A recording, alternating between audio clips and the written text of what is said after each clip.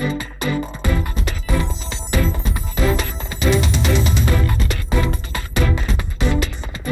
right, thank you for staying with Daybreak. We are getting into this conversation. I'd mentioned earlier on that Zinzi will be speaking to Gladys Boss, who's the Wasingishu women representative. That is still happening just in the next 5 minutes or so. Joining us now on phone is Dr. Ouma Oluga, Chief Officer Health, Nairobi Metropolis. Thanks for making time for us, Dr. Ouma. So right now, this is pretty much a generally new docket for you. What are the priority areas right now as we speak?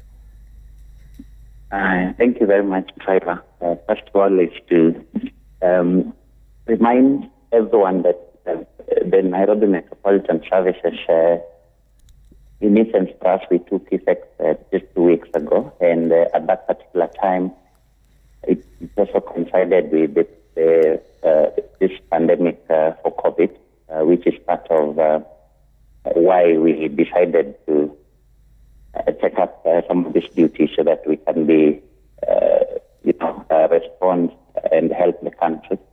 And first and foremost for us also in Nairobi is to understand that most of the hospitals, especially in the private sector, closed down their outpatient and routine clinics.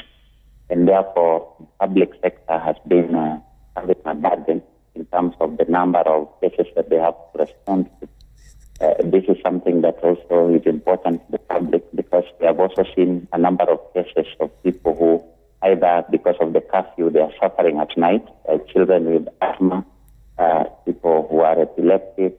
There have been a lot of violence and injuries at night. I think there have been rising cases of gender-based violence, pregnant women who need to deliver. And what our priorities have been over these last 2 weeks is to try as much as possible to increase our referral and ambulatory services. So we have actually increased the number of ambulances from, we found only 5 ambulances that were working, and we have added another 6 ambulances, and also made sure that the ambulances at the hospitals, we increase them so that wananchi do not suffer, especially at night during emergencies. I can tell you for a fact, the number of cases that we have seen, for example, in Mama Lucy Hospital or in Bagati, Bagati has gone down. In Mama Lucy and in Pumwani and in the 99 health facilities that we have actually increased. Because remember that people still have emergencies related to diabetes, people still have emergencies related to hypertension. As I've mentioned, there have been a number of women who want to deliver, and there's nowhere to go because the private facilities held down so much. Yet Nairobi heavily relied on the private facilities. We have around 406 private facilities, and most of them closed their outpatient. So we have also been having the effect of COVID pandemic, especially the curfew, that is not even related to COVID itself. So in Mama Lucy, for example, we are now seeing an increased number of people. Every day we have nearly 40 deliveries in a hospital that we only had capacity to do 30 deliveries. So beyond the measures that we are putting for COVID, we also want to tell wananchi that do not suffer alone at home. If there is an emergency that needs to be attended to, our ambulances are ready, and they need to go to the hospitals. I know that there has been a challenge with people using private cars. There has been also a problem with the taxis not available during the curfew time. But what we are saying, especially for women, you can use the booklet, the ANC booklet or the sanity booklet, as a form of identification that I am going to the hospital or I am from the hospital. And when you use a taxi or a private car at night, we give you a note in the hospital. We give the taxi driver or the person who brought you at the hospital, and show to the police that that this person is from the hospital. And we have also worked very closely with the regional commissioner to do what is called a multi-agency teams. And in the multi-agency teams, there have been 5 teams in Nairobi.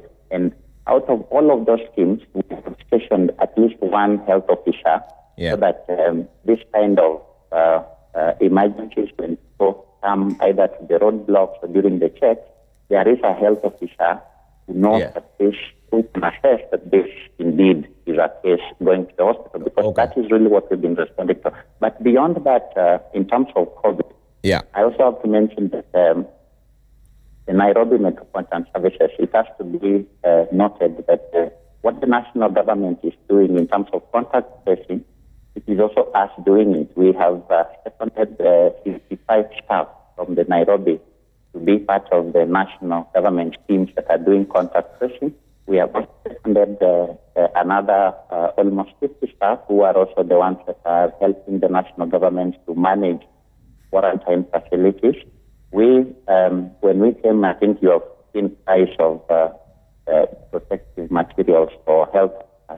And just in the last 2 weeks, I can confirm that we just made orders and we got all our facilities now have PPEs the last weekend from EMSA, and more are even on the way.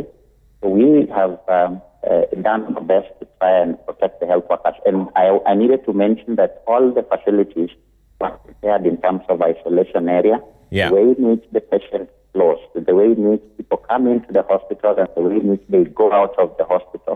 Also change. That is at the hospital level. At the public level, in terms of the public spaces, I think we have over 100 pumps and also 2 motorized machines.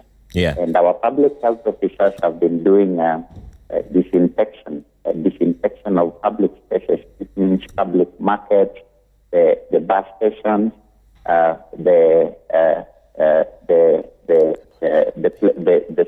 places in the CBD where there are many people every day. So we have, Nairobi is quite huge also. So this is not enough, but we want to now intensify this disinfection of public spaces. We are now thinking of even going forward to look at specific buildings that are of high use so that we start also disinfection in these particular buildings. In the next few weeks, the Director General has already recommended that we put hand washing facilities around. So Dr. Oluga, as we finish right now, what is missing as we speak? What more needs to be done to ensure we win this war? Because now Nairobi has the lion's share of the COVID-19 cases. Yes, Nairobi has the lion's share of the COVID-19 cases, nearly 100, actually over 100 to be specific. And Nairobi is also on a restricted movement. People cannot go in and out. What is very important for Nairobi right now is to benefit from the so-called targeted testing. I think Nairobi needs to be prioritized for testing because if Nairobi is also the engine of the economy of the country. So if we go on mass testing, then Nairobi has to be prioritized, and we can start with priority areas where a number of the cases that were coming from, we have already identified those hotspots in Nairobi. But when we do the mass testing and then we isolate any cases that could be positive, it is also the way in which we will win this war faster. Because then you cannot keep a whole city like Nairobi on restricted movement. Remember that there are nearly 3 million people who come in and out of Nairobi every single day. And that is why we have also made sure that at all the roadblocks around the Nairobi metropolitan area, we have public health officers. Because beyond the security enforcement measures, we are also trying to ensure that there are health measures that are going to help us win this war faster. So the first thing is that testing, so that if we can test as many people as possible, especially around the hotspots or targeted areas in Nairobi, so that we are very sure that we have clamped down on any spread of the infection, we isolate them.